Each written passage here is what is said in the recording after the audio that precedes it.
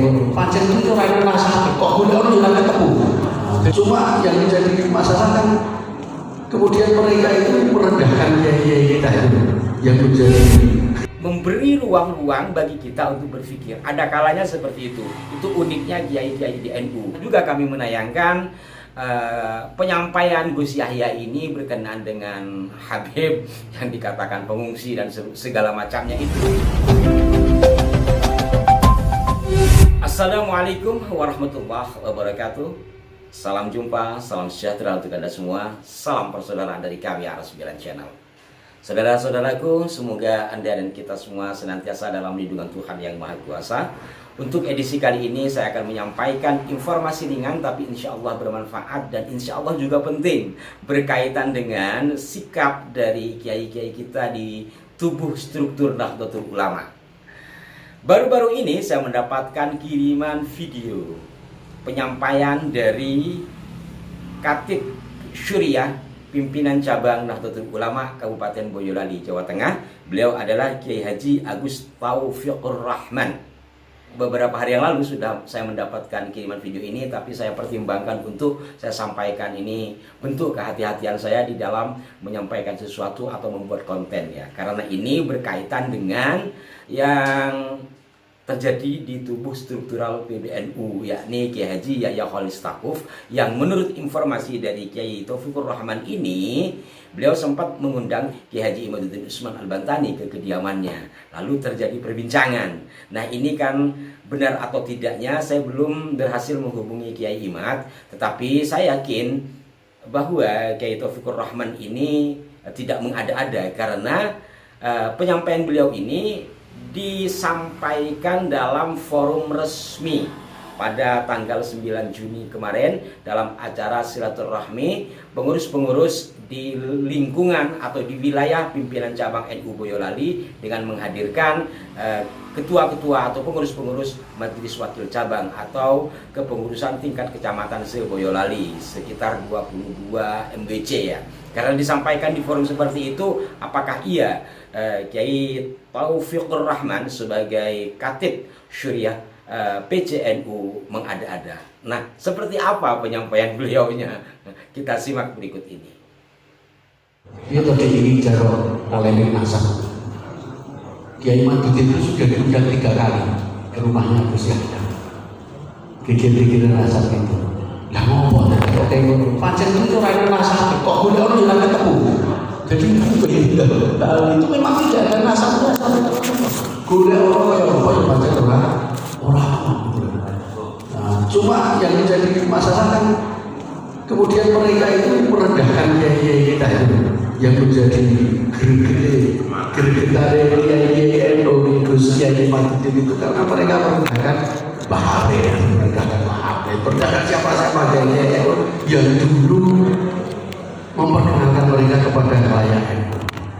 Maka mulai dari saat ini, monggo ini dimulai dari kiai yang kampung lanting itu sekadar saja santri-santri yang di kampung. Kadang-kadang lupa kan asal muasalnya mereka bisa ngaji, bisa kenal apa yang bagaimana. Itu sekarang memang kurang menghormati kiai-kiainya sendiri. Tadi diberikan nyamoni apa yang sudah. Gue nyamoni kiai hari 500 mikir-mikir. 500 diceklok. Dari uraian tadi mengisyaratkan bahwa Kiai Haji Yahya Khalil Stakuf selaku Ketua Umum PBNU itu sejalan dengan kajian Kiai Haji Imaduddin Usman Al-Bantani terkait dengan Nasab Alwi. Namun mungkin yang menjadi bingungnya masyarakat NU secara khusus, kok Gus Yahya ini menyampaikan di satu sisi begini, di satu sisi begitu. Ya disitulah model-model kiai kita di dalam menyampaikan satu hal.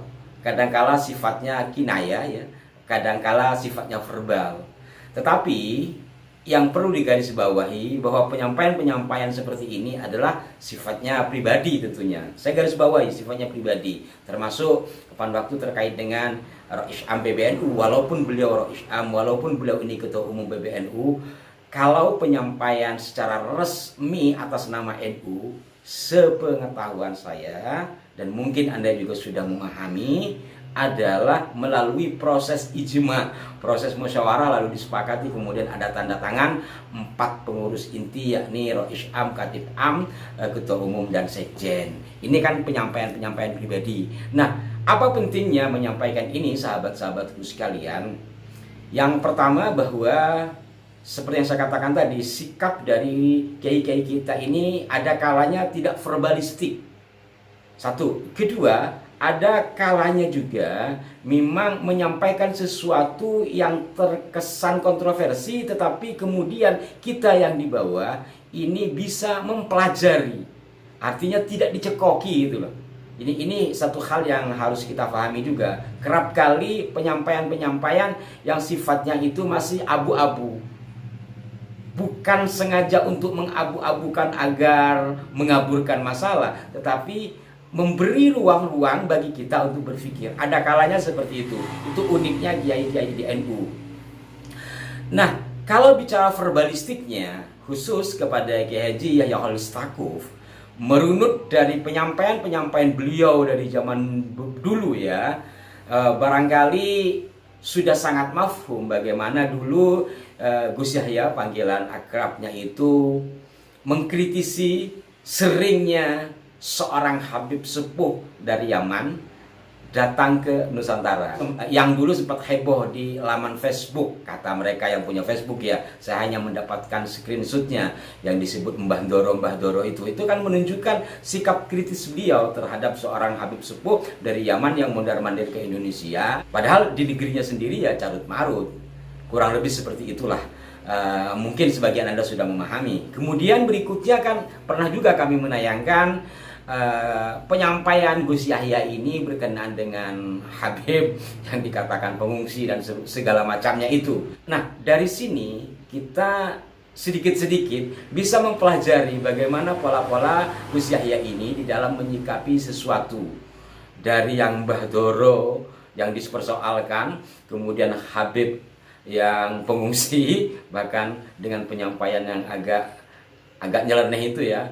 Belakangan berbicara tentang barokah kaitannya dengan karya-karya habaib, ini kan berseberangan. Tetapi kita mencoba mengambil di sisi tengahnya, apabila juga dielaborasi dengan kisah yang disampaikan oleh Kiai Haji Agus Taufikur Rahman tadi, sangat jelas ya mengisyaratkan bahwa sebenarnya Gus Yahya itu sejalan dengan Kiai Imad di dalam hal nasab ini. Dan menurut Anda bagaimana? Ini kita berusaha untuk berada di tengah, satu. Kedua, berusaha menyikapi kiai-kiai kita secara berimbang. Dan yang ketiga tentu ketika berbicara satu organisasi, putusan organisasi untuk sesuatu apapun, termasuk pengesahan atas apapun, itu melalui proses, apalagi berkenaan dengan istinbat hukum, harus ijma. Karena koridor di NU yang Ahlussunnah wal Jamaah ala madzhabil arba itu kan pertama Quran, hadis, kemudian ijma dan qiyas. Sebelum ada ijma dan belum disepakati secara resmi, maka itu bukan suara NU secara organisasi. Ini yang harus digarisbawahi. Semoga bermanfaat sahabat-sahabatku sekalian dan bisa mengambil hikmah dari penyampaian tadi. Selebihnya nanti ada hal lain yang ingin saya sampaikan berkenaan dengan penyampaian Kiai Taufikur Rahman ini, insya Allah pada edisi mendatang. Mohon maaf jika ada kekeliruan. Sampai jumpa. Wassalamualaikum warahmatullahi wabarakatuh.